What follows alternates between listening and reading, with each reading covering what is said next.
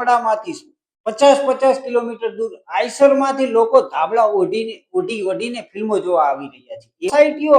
આખી સોસાયટીઓ આખું theatre book કરીને ફિલ્મો જોવા જઈ રહ્યા છે. ત્યારે લાલો લાલો લાલો લાલો લાલો આજે તો છે ને બહુ બધી વાતો કરવાનો છું. તો પહેલા તો વિડીયોને લાઈક અને ચેનલને સબસ્ક્રાઇબ કરી લેજો, જેથી આવા જ અનોખા વિડીયો તમને જોવા મળી રહે.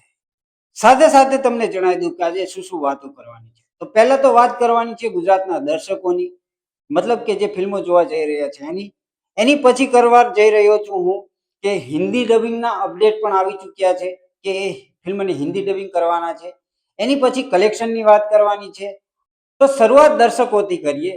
તો દર્શકોમાં એવું છે કે ગુજરાતની અત્યારે શિયાળાની સિઝન ચાલી રહી છે અને થરથરતી કહેવાય ને કે ઠંડી લાગી રહી છે બધાને. મેં પણ જર્સી પહેરી લીધું છે. ત્યારે અત્યારના સમયની અંદર તમે વિચારો કે ગામડામાંથી 50-50 કિલોમીટર દૂર આઈસરમાંથી લોકો ધાબળા ઓઢીને ફિલ્મો જોવા આવી રહ્યા છે. એ પણ કોઈ નાના મોટા માણસો નહીં, ઘરડા વૃદ્ધ મા બાપને લઈને બધા ફિલ્મો જોવા આવી રહ્યા છે. તો તમે વિચારી શકો કે લાલોનો ફિલ્મનો ક્રેઝ કેટલો બધો હશે. ત્યારે તમે ફિલ્મ જોયું છે કે નહીં એ કમેન્ટ કરીને જરૂર જણાવજો. આ એક મોકો છે, આ એક શ્રી કૃષ્ણના દર્શન કરવાનો એક લહાવો છે. તો બધાને વિનંતી છે કે બધાએ પૂરા ફેમિલી સાથે જઈને ફિલ્મને નિહાળવા માટે એક વખત જરૂર જાજો. કે તમે જોઈ શકો છો કે બહુ બધી જગ્યાએ તો મેં એવું પણ અત્યારે ઇન્સ્ટાગ્રામ જોઈ રહ્યો હતો તો એની અંદર મને એવું જાણવા મળ્યું કે તમે વિચારો કે લોકો 50-50 કિલોમીટર દૂરથી ધાબળા ઓઢીને આવે છે ને આખું ગામ આવે છે. અમુક સિટીની અંદર તો એવી કહેવાય કે વિડીયો વાયરલ થઈ રહ્યા છે કે જેની અંદર આખી સોસાયટીઓ આખું થિયેટર બુક કરીને ફિલ્મ જોવા જઈ રહ્યા છે. ત્યારે વિચારી શકો કે આ લાલોનો ક્રેઝ કેવો હશે. હકીકતમાં કહું છું, કોઈ કહે ને કે ભગવાન નથી, પણ ના, મેં નજરે જોયા છે આ ભગવાન છે. કે તમે વિચારી શકો આટલા બધા લોકોના મન એક કરીને થિયેટર સુધી પહોંચાડવું કઈ જેવી તેવી વાત નથી.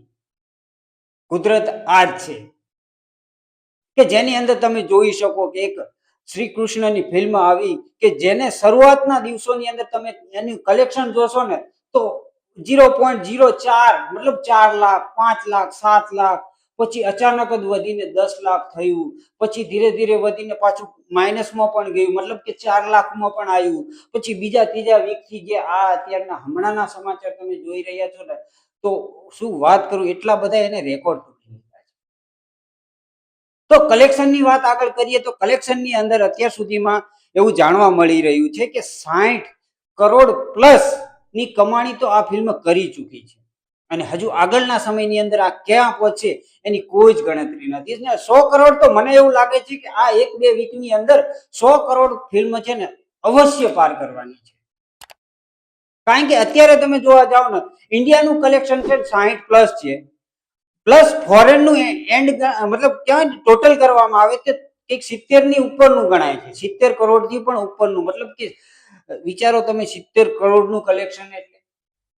અને હજુ તો કહેવાય કે નવા ફિલ્મોના અપડેટ પણ આવી રહ્યા છે કે જેની અંદર તમે જોઈ શકો છો કે જે એના ડાયરેક્ટર છે અંકિત સખિયા, એ ભાઈએ કહી દીધું છે કે આ ફિલ્મને હવે હિન્દી પટ્ટી માટે હિન્દીમાં પણ ડબિંગ કરવામાં આવી રહ્યું છે. તમે વિચારી શકો કે 100 કરોડ કલેક્શન આ કરશે, પ્લસ જો હિન્દી બેલ્ટની અંદર આ ફિલ્મ જશે તો કેટલું કલેક્શન કરશે એ પછી તો જોવાનું જ રહ્યું. જો થોડા સમયની અંદર કહેવાય કે અત્યારે હાલમાં ગુજરાતના કલેક્શનની વાત કરીએ ને ખાલી, તો ગુજરાતના કલેક્શનની અંદર કલ્કી એડી 26 જે ફિલ્મ આવ્યું હતું પ્રભાસનું, એ ફિલ્મનો રેકોર્ડ તોડી નાખ્યો.